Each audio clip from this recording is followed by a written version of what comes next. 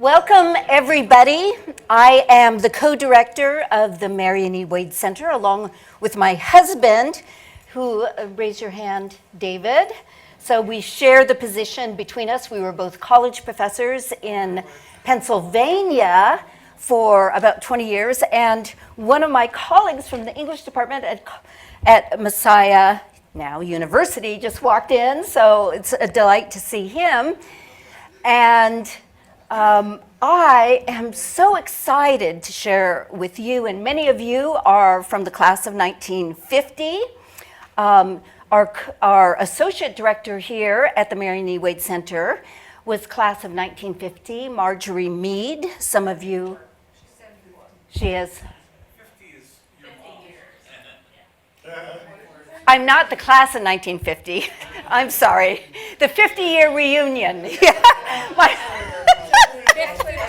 I know.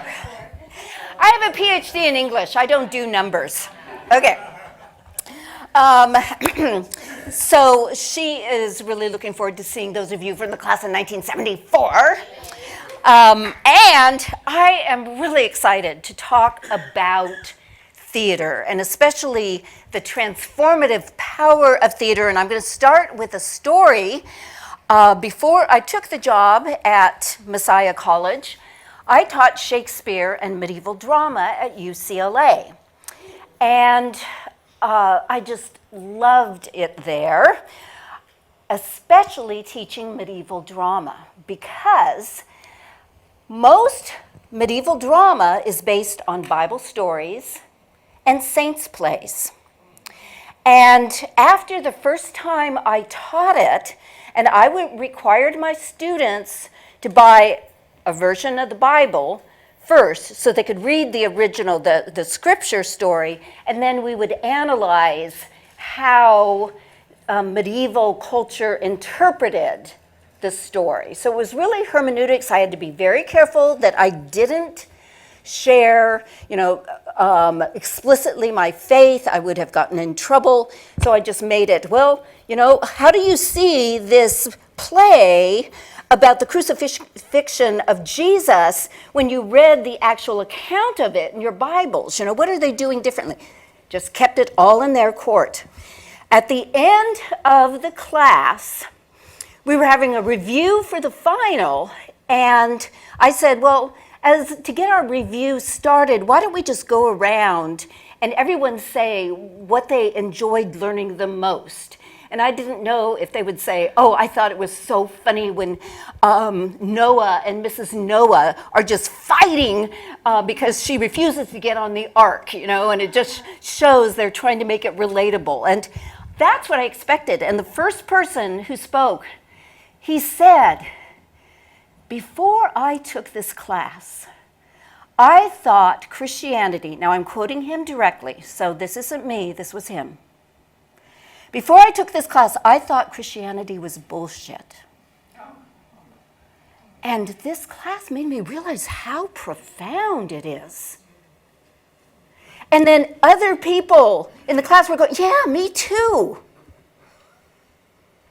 And this is what convinced me about the transformative power of drama. And then later that afternoon, one of the members of the class came during my office hour and told me that she was the daughter of a preacher. She got pregnant with... I have trouble telling this story because it's so powerful. She got pregnant when she was 14 years old, became a pariah in her family. And she said, after taking medieval drama at UCLA, I know that Jesus still loves me. I know. So, I want to talk about that power of drama, give a little bit of the history, because our authors here at the Wade knew about the transformative power, and they accessed it. And that is one of the important things about the Wade Center is our 7 authors are transforming people through the imagination. Many of you may know that C.S. Lewis testifies that by age 17, he was a hardened atheist. But then he read this fantasy work, Phantastes, by George MacDonald, and he said, that baptized my imagination. He didn't become a Christian. And I'm sure that the kids in my UCLA class, they didn't become Christians then and there, but their imaginations were baptized. It's planting the seed, and I just continue to pray that God is watering that seed. Subtitle, Staging the Resurrection, Resurrecting the Staging, because, as many of you I'm sure know, that theater, drama, started as a religious rite. Theater is inherently religious. And it was in honor, the earliest productions, stage productions, were a rite in honor of Dionysus, a god who died and came back to life. And Dionysus is the god of wine, but they're really thinking about the vineyards that produce wine. Every winter, those vines die, but they come back to life in spring. And so they honor this god, and they would, on the stage, see if I have a pointer, yeah. They would have an altar on stage where they would sacrifice a goat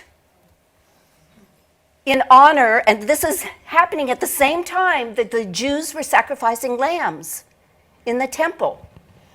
So our word tragedy means goat ode or goat song, trag odos, and a god must die if you want life to go on. Sound familiar? The goat song then developed, and there's all these different layers of, and you recognize some of these names. Still to this day, actors are sometimes called thespians, and that's after this person who invented the first quote-unquote actor. So originally, the goat song was a chorus on stage who just sang this song while the goat was being sacrificed. And then Aeschylus added a second, and the word for actor comes from the word answerer. They're answering the chorus. And all these different stages of sophistication. But what's interesting in the Greek is the word for answerer or actor is hypocritai. And they usually wore, once it got more sophisticated, especially Euripides, when the chorus actually, it started just with the chorus, and then eventually chorus is off stage, and now it's just the answerers, the hypocritai. And they wore masks to indicate what characters they were playing, and the word for mask is prosopon. Okay, now this is pretty interesting, I think, because Greek theater intersects with Jesus. In Jesus' day, hypocritai meant people who were putting on an act, which makes sense.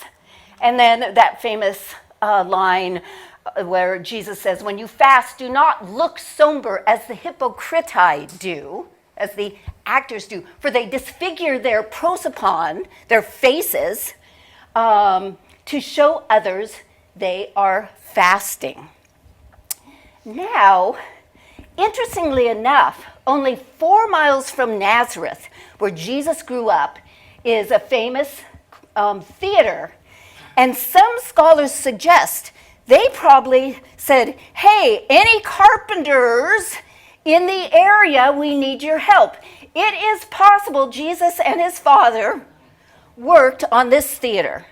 You know, so when he's making references to hypocritai and the prosopon, he knew what he was talking about. And then, of course, Paul makes references to theater all the time. He quotes from Euripides, the Bacchae, when he tells Agrippa that on the Damascus road, God says it is hard for thee to kick against the pricks. And interestingly, at the start of this famous Euripides play, Dionysus, who was born from a god impregnating a human, claims to be fully God and fully man. So G.K. Chesterton, one of our authors, has actually written a book suggesting that, why did God wait for the incarnation so late? It's because there was this moment in history where people were ready to think this way. Greek theater had made people so aware of these Greek tales. And the difference, and this is how Tolkien converted C.S. Lewis to Christianity, is when Lewis told him, oh, come on, all religions have a dying God myth. Look at the Greek myth of Dionysus. And Tolkien says, yes, but in Christianity, it is historical. It became fact. People testified there was a person named Jesus Christ. We have all this evidence for it. And that did the trick. C.S. Lewis became a Christian. Okay. Then Paul quotes Menander, do not be misled, bad company corrupts good character. That's from a Greek play. And now we get to, this is just so exciting.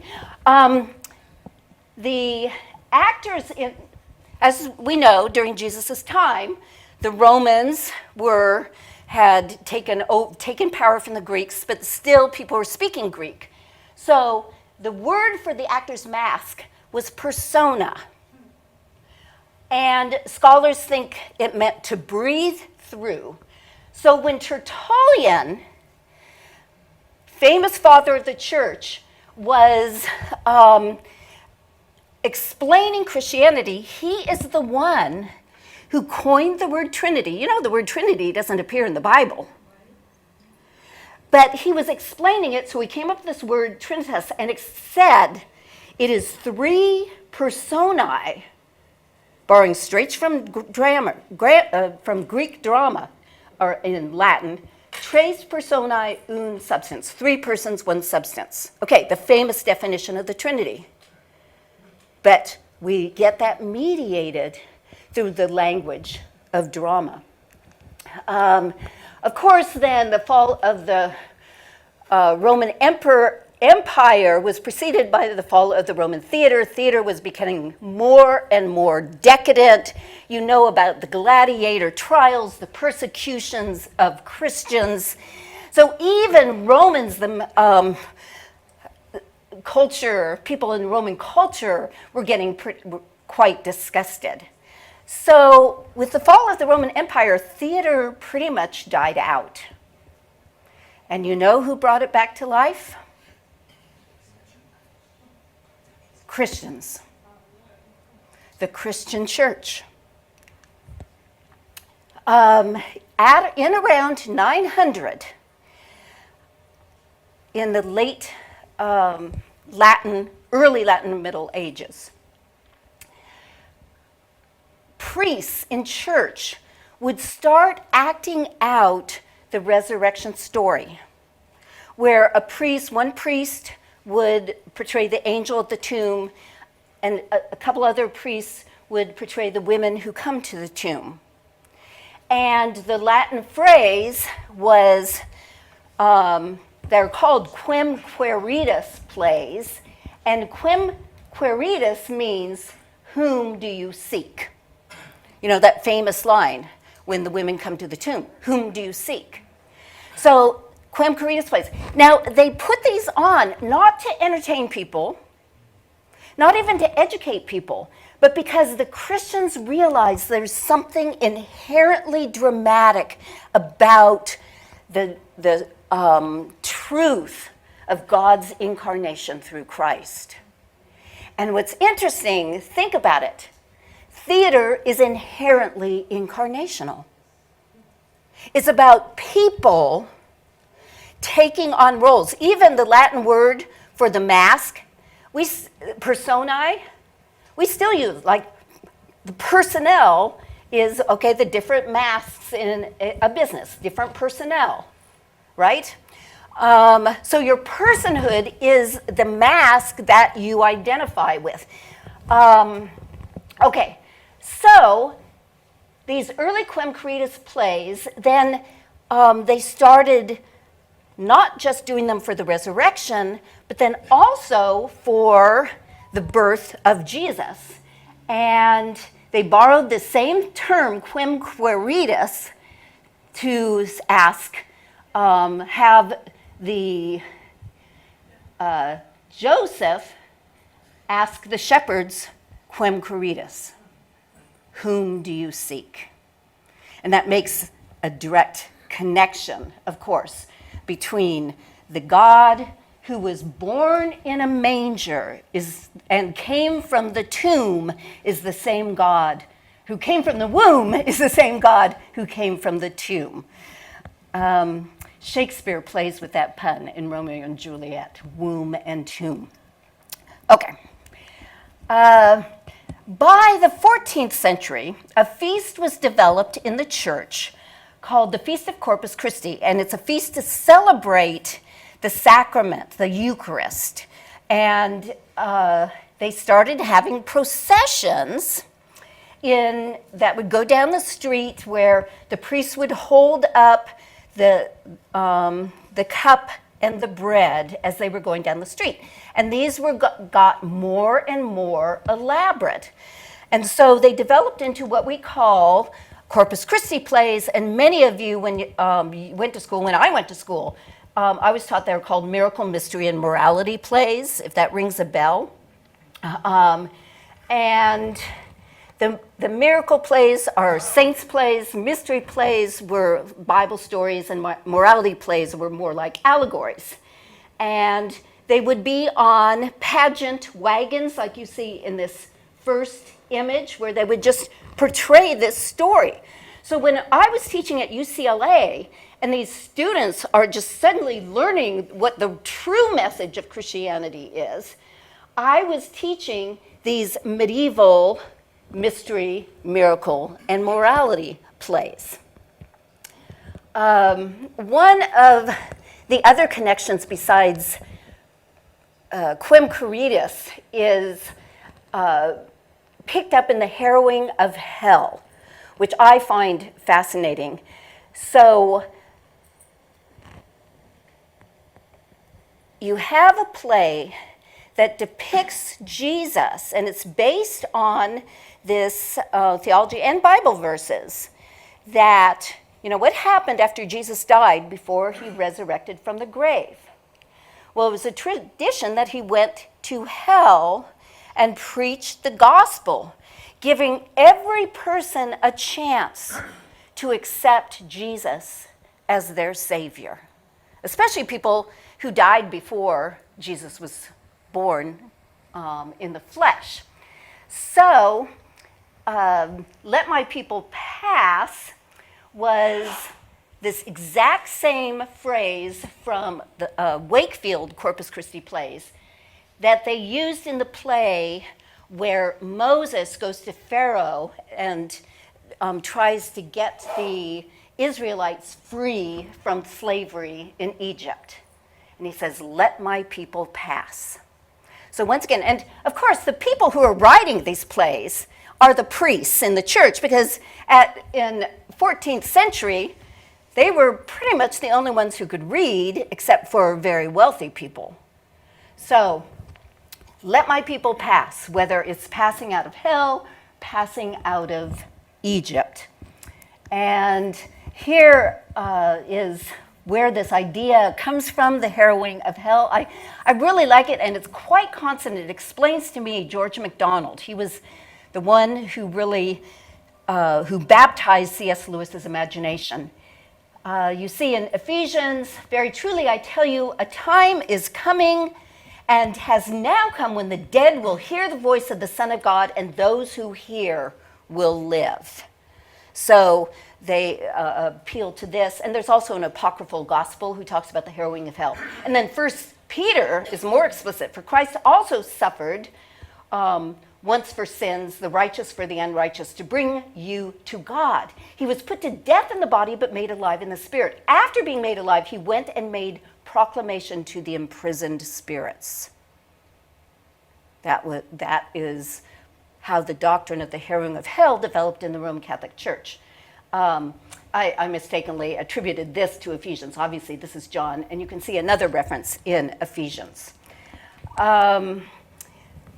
C.S. Lewis, who was very influenced by MacDonald, started his journey of faith, made this point in The Problem of Pain, that the doors to hell are locked on the inside. Dorothy Sayers loved The Problem of Pain, and that was a phrase that profoundly affected her. And she once says, God never sends anyone to hell. People choose to go to hell by choosing self over God.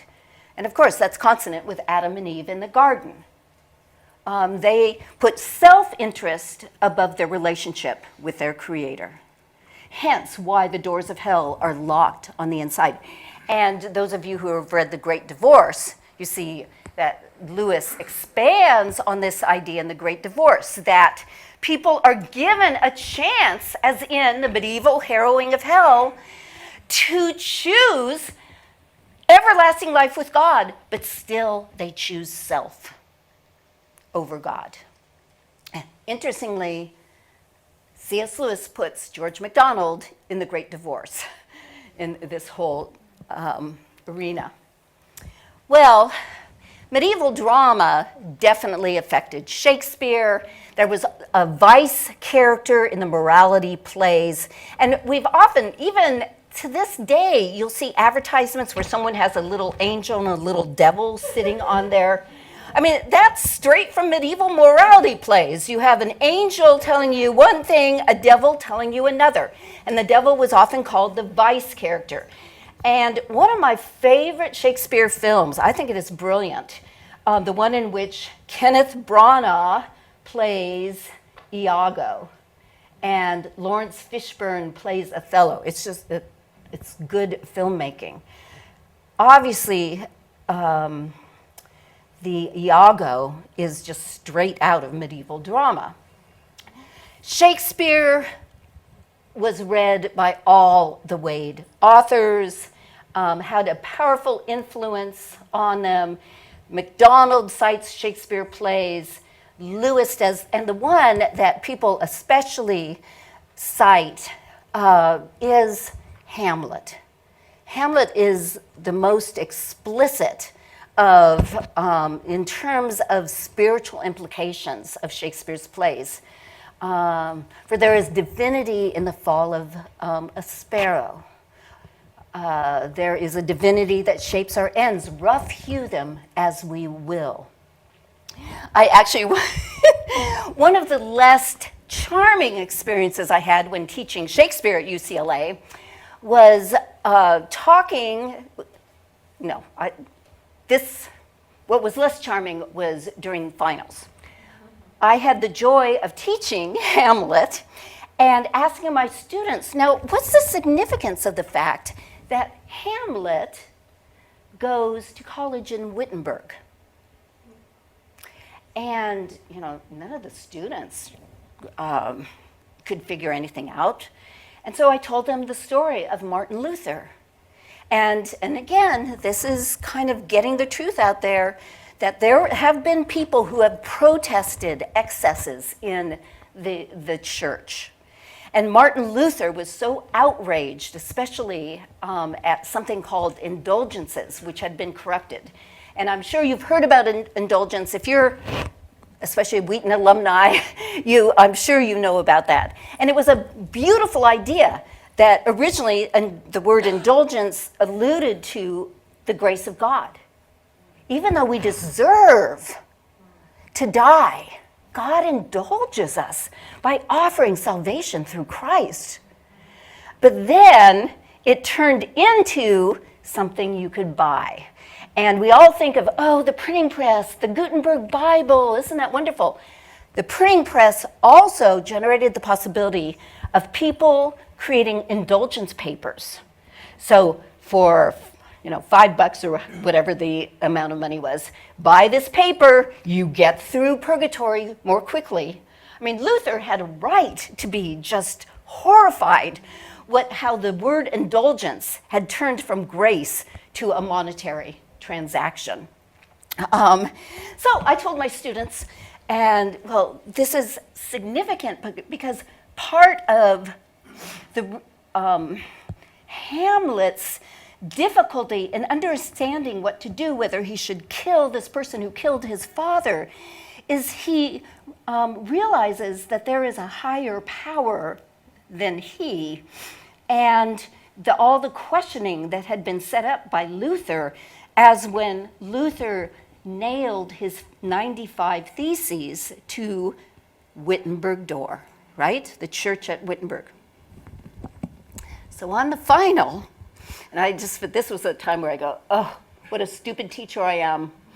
On the final, one of my students, when answering the question about the significance of Hamlet's education and how that affected the play, he said, well, and there was this guy named Martin Luther who nailed his feces to a church door. I go, oh, I should have written the word on the board. Well, at least the message got through that this guy named Luther was disgusted with what was happening in the church. So anyway, MacDonald, Lewis, and Sayers, all our authors allude to Shakespeare, but especially Hamlet. And then our authors were also producing drama themselves. Charles Williams was asked after T.S. Eliot wrote Murder in the Cathedral. You've probably heard of that famous Murder in the Cathedral. This was about the assassination in Canterbury Cathedral. And the next year, Charles Williams wrote a play about, after the Protestant Reformation, about someone in Canterbury Cathedral. And he recommended that Dorothy Sayers write a play to be performed in Canterbury Cathedral. Now, Dorothy Sayers was famous for her Lord Peter Wimsey detective fiction. She was a best-selling novelist in the 20s and 30s. In fact, she was much more famous than Agatha Christie. They were both together in the London Detection Club. Chesterton, one of the Wade authors, was president of the club because of his Father Brown detective stories. So when Sayers was asked to write a play to be performed in Canterbury Cathedral, she was a bit daunted because she had never really written drama before. But after great consideration, she agreed to do it. And the result, and I'm not going to spend a lot of time on this because many of you have heard me talk about this before, since Dorothy Sayers is, just my third book on Sayers will be coming out pretty soon. Well, I'll talk more about that. She wrote a play called The Zeal of Thy House, which was about, and all these plays were about historical figures, and her play was about the architect who designed a new tower. Oops, go back.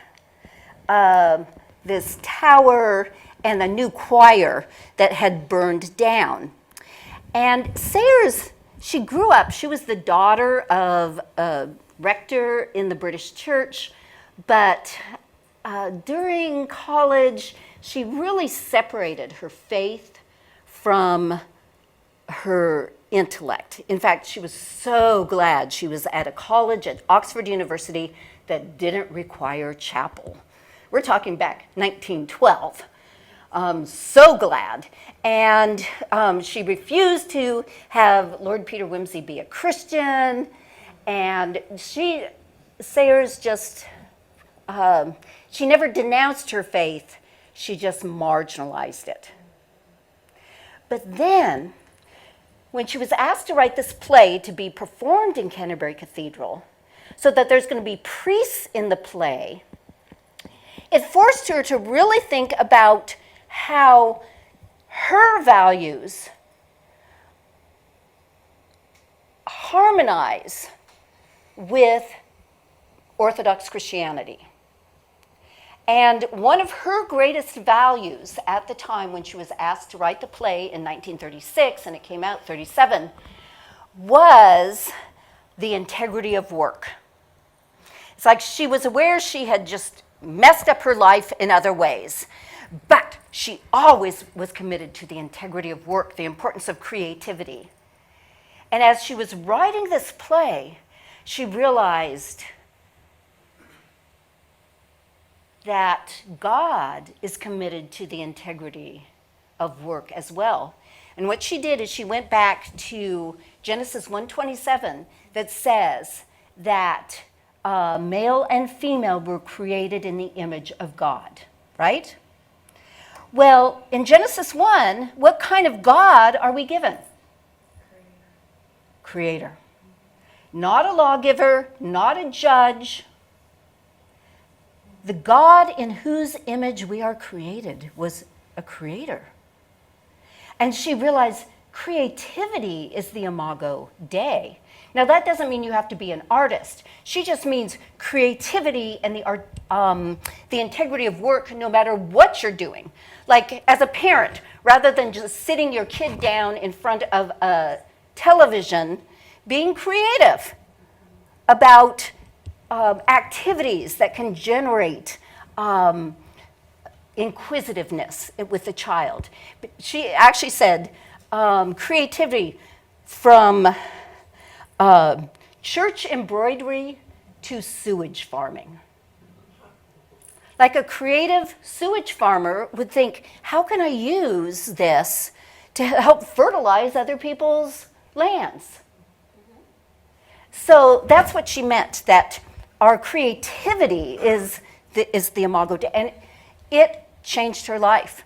This play, The Zeal of Thy House, was so popular that it went to London's West End, and as a result, because it was so popular, people then started asking her to talk about her faith, since she wrote a play where this man actually has to confess his sins to God within the play. And she therefore was asked to write a series of radio plays for the BBC, plays about Jesus. It was called collectively The Man Born to Be King. Very important. C.S. Lewis, before he died, was asked, we know about how you came to faith, how George MacDonald and Owen Barfield and J.R.R. Tolkien were important in your faith journey. Who else was important? He named Chesterton and Sayers, primarily because of these plays. He read these plays every year for 20 years until he died. When C.S. Lewis is writing the Narnia Chronicles, he's reading these plays for his spiritual enrichment. Well, and some of you know about this,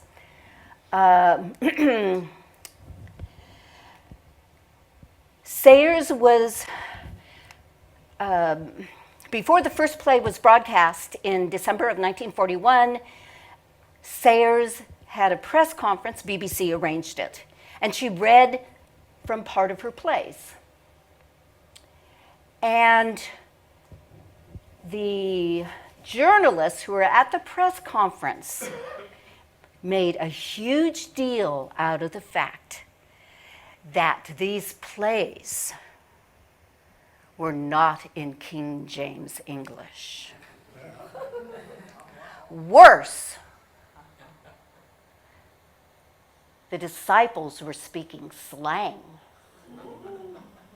Worse, some of it was American slang. This made a headline in London papers, plays about Jesus in American slang.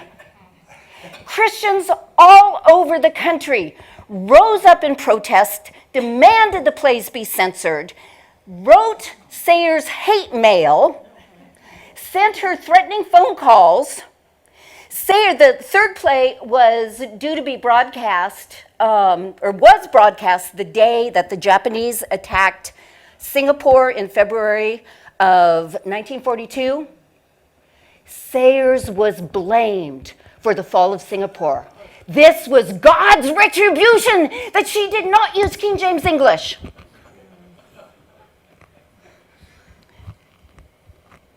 Here is where the transformative power of theater comes in. Partly because of this huge controversy, a lot of people listened to the radio broadcast who normally wouldn't, assuming that Christians were upset because Sayers was a demythologizer. She was, proving Jesus, was just an ordinary man. But in the plays, Sayers has him doing the miracles. He's resurrected. He has post-resurrection. She preached the gospel, but in language people could understand. And Sayers, she told C.S. Lewis, she got thousands of letters from people saying, I finally understand the gospel message. I finally know what Jesus has to do with my slinging life. Thousands came to Christ through theater, on the radio. Now, you go, wow, why are people so uptight? And part of it goes back to the Puritans. And we still have a lot of Puritan inheritance. They, of course, beheaded King Charles, the son of King James, so the King James Bible. Oh, and a little aside, and this tells us something. The majority of the King James Bible was based on Tyndale's 1533 translation.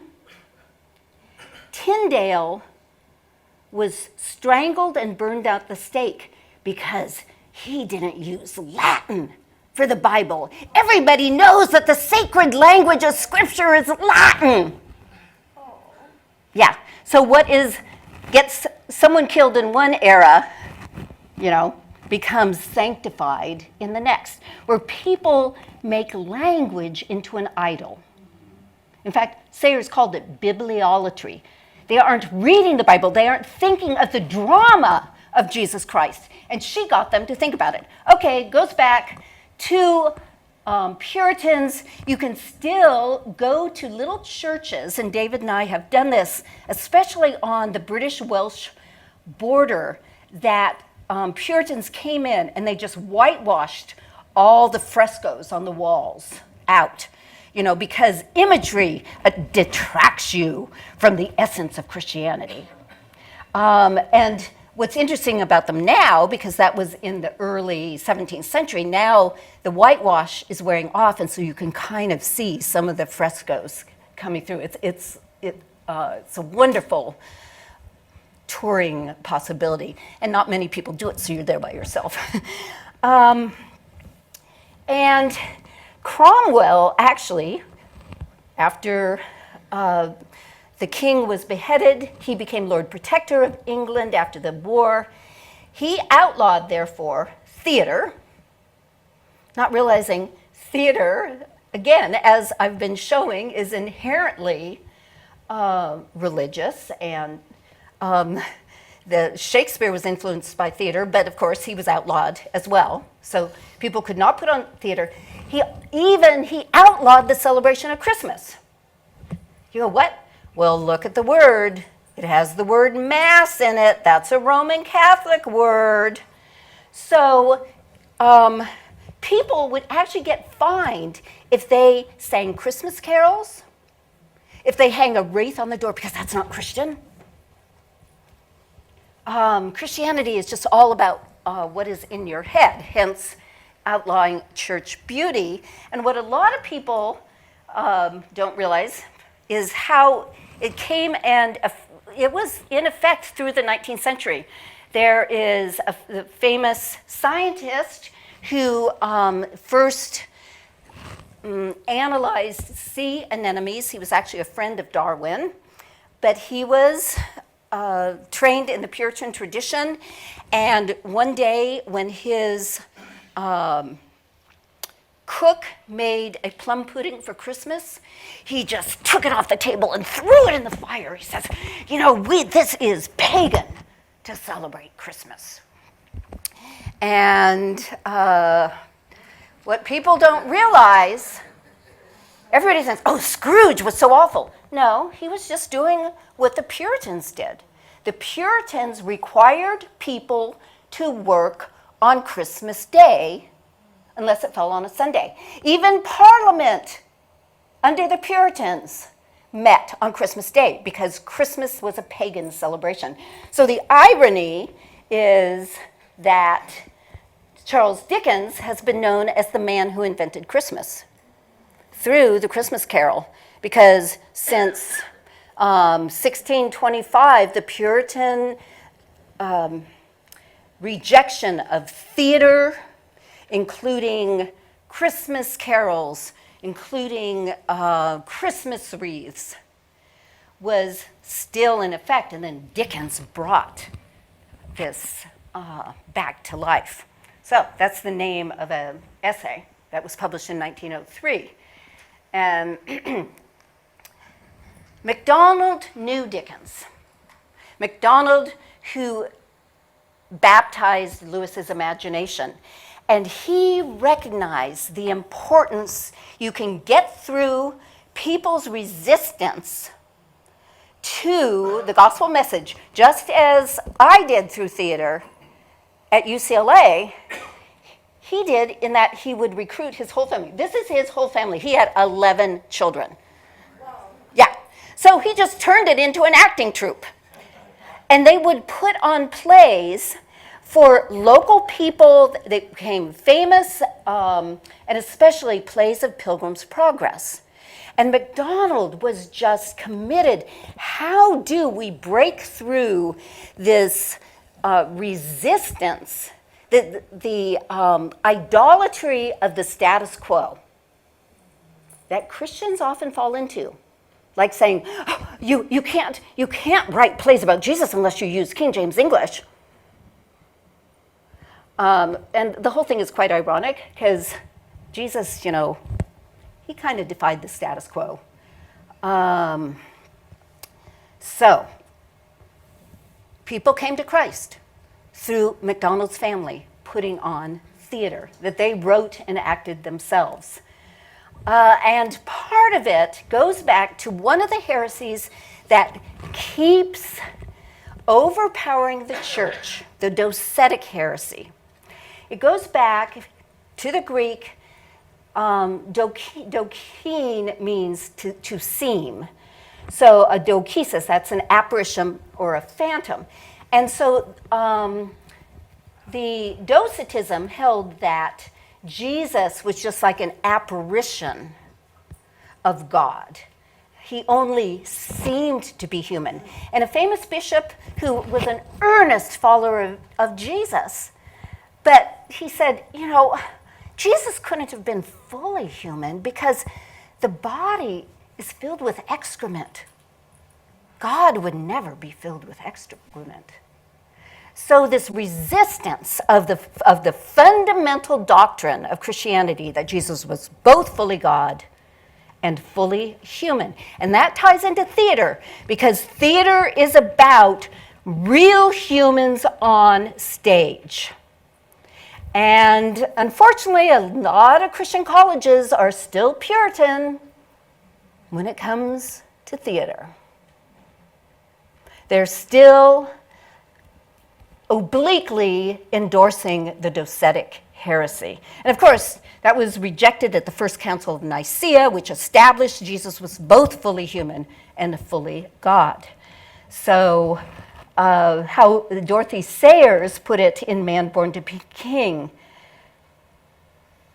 And she has Jesus' mother say this as he's hanging on the cross. One of the wise men about Jesus, she says something similar. The mortal immortal. Jesus was the mortal immortal, which is the last secret of the universe. At the Wade, we want to defy docetism as well. And so, unfortunately, there is no, when Wheaton was started, it was still under a more Puritan perspective. There's no separate theater space except, in an old building where you just don't have all the apparatus. So we want to fight docetism by having an actor who's going to come perform a one-man show about G.K. Chesterton, June 26th. Any of you live in the neighborhood around, you'll want to come for that, because Chesterton was very funny. And this guy, we've seen him perform. He was great. And he looks just like Chesterton. Then, on October 3rd, we have someone who has put together a book and called The Major and the Missionary, about letters back and forth between Warren Lewis, which was C.S. Lewis's brother, and a missionary from Indonesia. And it's fascinating because she's strong as any woman who would go out on her own in the 1960s is going to be a strong person. And just the theological insight and the cultural insight is quite wonderful. And so we're going to have a dramatic reading of that. And then, if any of you are around, I hope you can be here about a year from now. My next book is coming out called The Wages of Cinema.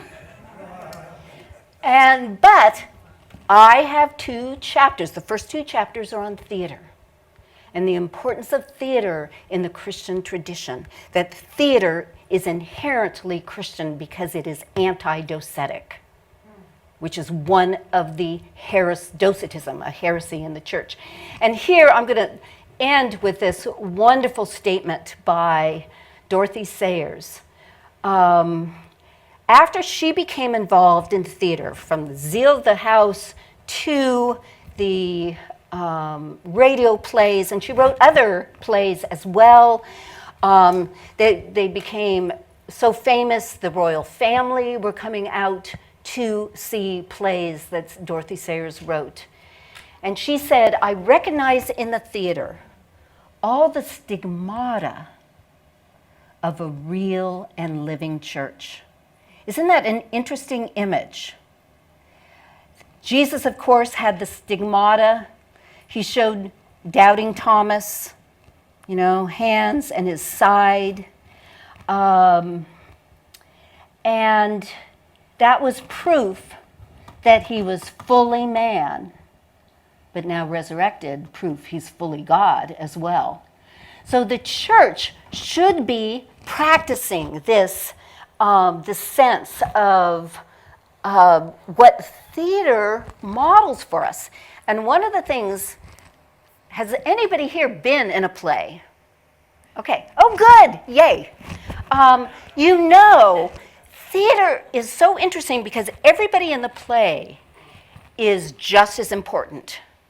No matter how famous the director is or how wonderful the lead actors are, if your lighting tech doesn't get the lighting on the right person, it doesn't matter how good they are. Or if your sound tech doesn't capture their voices, it fails. So everyone is equally important in the church, and that's what Dorothy Sayers means. That's what a real and living church should be. Everyone is part of the body of Christ, and we read that in 1 Corinthians 12, we read that in Romans 12. One body with different parts. And in her experience as a Christian, she realized theater people get that. Now there will be a little bit of time for questions and answers. My co-director will hand you a mic so others can hear you. Here's a woman right here who has, statements. I'm curious to know some specific examples about how Christian colleges or other organizations still hold to, Oh, anyway, to docetism. And I mean, Oh. yeah, I'm not quite clear on that. okay. A lot of just kind of this anti-theater assumption. One of the, and Wheaton is so lucky now to have fantastic theater professors, even though it doesn't allow them a specified space. But when they, in the early days, when they decided to start offering theater classes, they couldn't use the word stage. They had to call it platform. They couldn't use the word actor. They had to say performer. Yeah. So there was, and again, it comes from the Puritan tradition that theater is corrupt. And sure enough, theater can be corrupt. One of the things that the Wade has supported is a Christian ballet troupe who is putting on, they're all professionally trained ballet performers who were getting disgusted what was happening in New York, where it was just more and more nudity, more and more kind of sex acts on stage, and they said, we don't want that. So yes, things do get corrupt, but what they've done is created a Christian theater troupe called a Ballet 5/8, after Romans 5/8. And put It shows on God's love for us. While we were yet sinners, Christ died for us. Thank you. I had to go through all the books of the Bible to find which 5/8 was relevant. Yeah. So I just think resisting theater. Yeah, yes.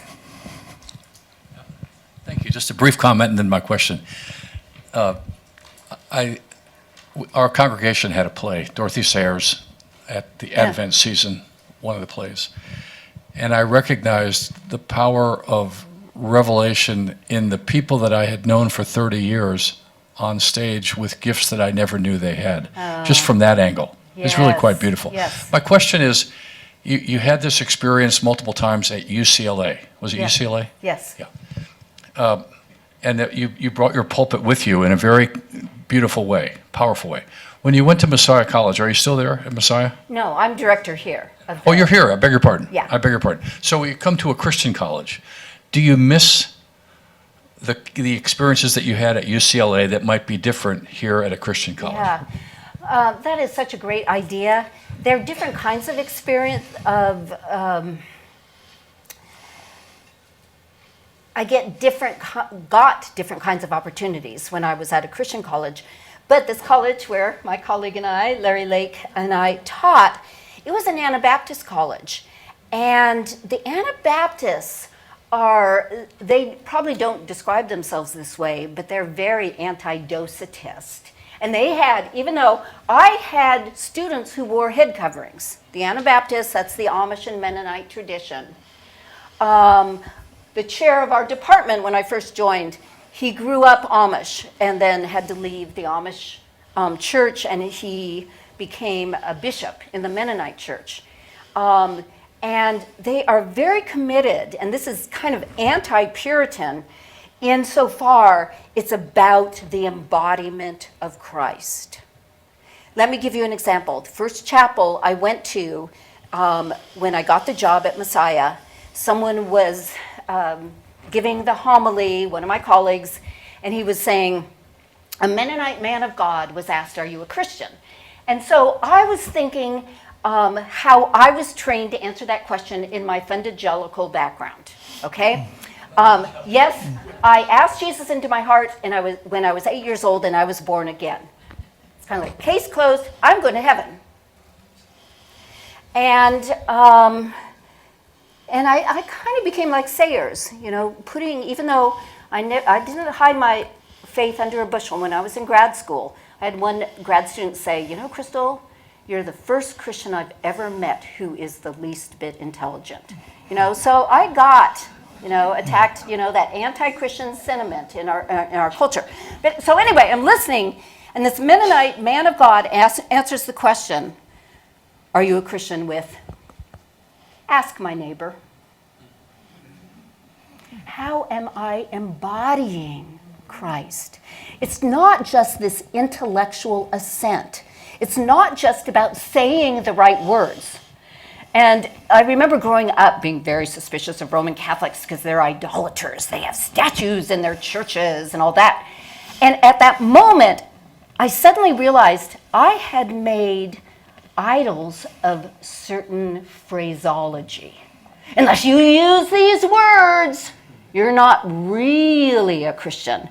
Kind of like, unless Sayers uses King James English, these aren't really truthful plays, right? So if our neighbor doesn't realize we're a Christian, what's the point? Is it just personal fire insurance? So I would say that's Docetism as well. Yeah, I've got it all inside of me, but it's not about embodiment. Mm-hmm. I have several questions and then a closing comment, sorry.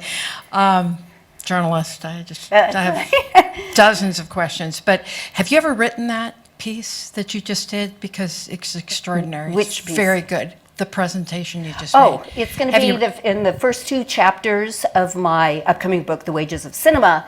But a lot of it is in my Sayers book that's out there in the bookshop called Subversive, Christ, Culture, and the Shocking Dorothy Sayers. And so I tell the whole story about this Christians denouncing her and how she handled that, and just the powerful content of those plays. You can also, in the bookshop, buy a copy of the plays themselves that have been annotated. That it's called The Man Born to be King, by someone who did her doctoral dissertation on the plays and gives background. So here are the Bible passages that Sayers was alluding to. And she does add incidents as transition, because theater does that. So like one time, and this is what, Christians were so mad.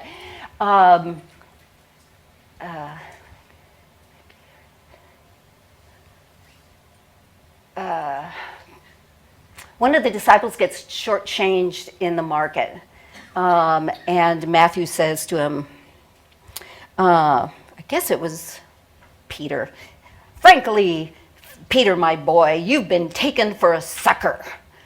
Oh, Christians were so, how could you say that? But you know what? The disciples, most of them were working class. They probably used the slang of their day. And so it gets it away from, actual embodiment to, it's just the idea of Christianity that's important. Okay, another question. Sorry, Oh, go ahead. I still have a couple.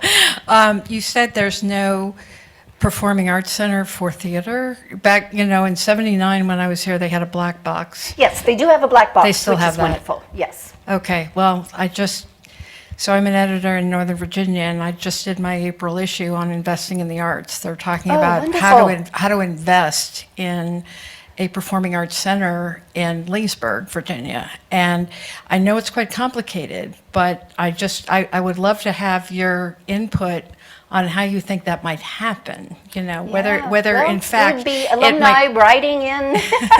Well, does it have to be? It's transformative. Would it have to be on campus, or do you think it would be possible for Well, one of the something for things the they city? do, since they don't have designated space, in the summer they put on, and this becomes transformative, so, God works in many different ways. They put on plays, Shakespeare plays, out in a Wheaton Park. And so that means a lot of different people from the community are coming because it's Shakespeare. And it's totally free. You can go to the park, but there's no place really on campus. Setting stage, they call it, the big stage with curtains and Yeah, a proscenium state, yeah. I'd be very interested in you guys coming up with some kind of a business plan for what that would cost. We'll pass it around because it's Good. incredibly important. The comment is that my son became an actor, and when I asked him, I said, these these art schools, especially for an MFA, these are very expensive. I said, do you have a calling to act? And he said to me, so when you saw Rent on Broadway, you really hated the first act, didn't you? And I said, yes. And he said, how did you feel after the second act? Did you feel different? And I said, yes. And he said, well, my calling to act comes from the fact that you could sit in front of a pulpit for 20 years. And yet when you go into a theater, your mind and your heart are open because you're looking to be entertained. So you're actually much more likely to experience that miracle, if your mind and your heart are open. Yeah, like the So- miracle of thousands of people coming to Christ from radio plays about Jesus. T.S. Eliot said that. He said what people read for entertainment actually affects them much more than what they read for education. Even in books, I think that's true. Right. Max McLean, would you be familiar with his? Yes, the Wade has worked with Max McLean. He has a powerful one-man show where he starts with C.S. Lewis's arguments for atheism, and it's totally convincing. It's a great way. We saw him do it once in Colorado Springs, brought some friends who were atheists, and they're going, yeah, he's right. And all of a sudden, it shows C.S. Lewis, and he says, the trouble with that argument is here. And he just shoots down every article, and our friends are sitting there. We wanted to put it on at Wheaton, but it doesn't have, he says, you don't have the facilities where I could do that, just for a one-person play. It's a black box, but yeah, it's sad because theater is transformative. I'm going to make a comment. I was a physician. I did addiction medicine for quite a few years, and addiction medicine is actually like doing. And I would tell the medical students that came to see me, it's like a play is going on in the office, or you're doing a dance with the patient. Rather than how could this be, or how awful this person is, or how what exactly is going on in life for them.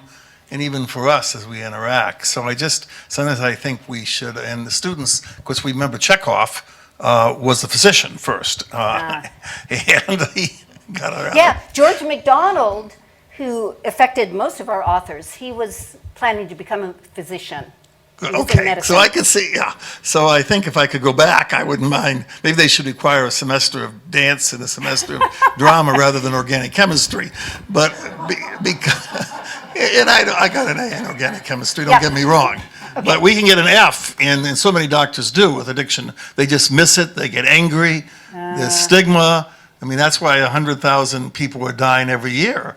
And we're not going to correct that all by science. We need a little... Right. And you can see miracles, and you can, as somebody's sitting there, you can see people's lives being literally transformed as you do a sort of a dance. So that's my comment. Yeah, that is interesting. And the chair of the theater department at Messiah College, she went to Hershey Med School and offered to do theatrical enactments for their med students in these areas. They had her do it or not? Yeah, she did. Yeah, because they have learned that incarnational approach. It's about embodiment. And of course, God endorses embodiment. God became flesh. And we can't forget that. I had a drama student at my college who was a patient simulator, and they would give her a script of what her problem was, and then the doctor had to interview her and find out what was going on. So she had a number of roles. Are we supposed to wrap things up at 2:30? If you need to leave, you can go, but we'll keep getting questions. Okay, so I have a comment, not a Yeah, question. And by that's the way, I really appreciated what you had to say. I wish I could have taken notes earlier. Anyway, but I just wanted to say, so my background is Romanian Pentecostal. So if you guys think that, American Pentecostals are narrow and in what is allowed, it's even worse. And I'm thinking I think still, that's not what I do now, but I think we evangelicals are still, perhaps, it occurs to me, in the shadow of Cromwell, of the simplicity and so on. And at one point, I was attending for a brief while liturgical church, and I only once went to their Good Friday service. And all the windows were blocked. There were candles. And the 7 words of Jesus on the cross were read, and another candle would be turned off. And sorry, I'm choking up because at the very end, there was a small wooden cross on the table. When you came in, you were given a piece of black paper and a pencil, and you were supposed to write down your sins. And after all the lights went out, you were supposed to go up and nail your sin on that cross. And it's been years, but it still chokes me up because we are bodies. I mean, our minds matter so much, but, communion is in the body. Baptism is in the body. Marriage, taking the ring is in the body. So I think we miss out. And thank you for much of what you said, including the reminder that, well, I guess after he was resurrected, Jesus came back and showed them Yes, his body. the stigmata. I want to give a shout out to the Wade archivist, Laura Stanifer, because she follows through on this, and she works with she is advisor, and she and her husband are advisor to the Wheaton College Tolkien Society. And every year, she gets Wheaton students to take a text from one of our authors and write up a script in their own, based on the text, but they create their own script, design their own costumes, practice it. And we invite grammar school children during their spring breaks to come to this room, and we empty the first parts of the chairs so the kids are just sitting around here. And of course, many parents are coming because they go, how do I entertain my kid during this week? They're at home. And these kids are getting their imaginations baptized. The last one that the Tolkien Society put on was an adaptation of Lion, Witch, and the Wardrobe about, a lion who is killed. One last question. Someone asked me, are you a Dostist? And I said, well, I appear to be to my neighbors. Think about that. This isn't so much of a question, but it's a sharing in that I'm a member of the class of 74. I came to Wheaton not having the strongest faith in the world.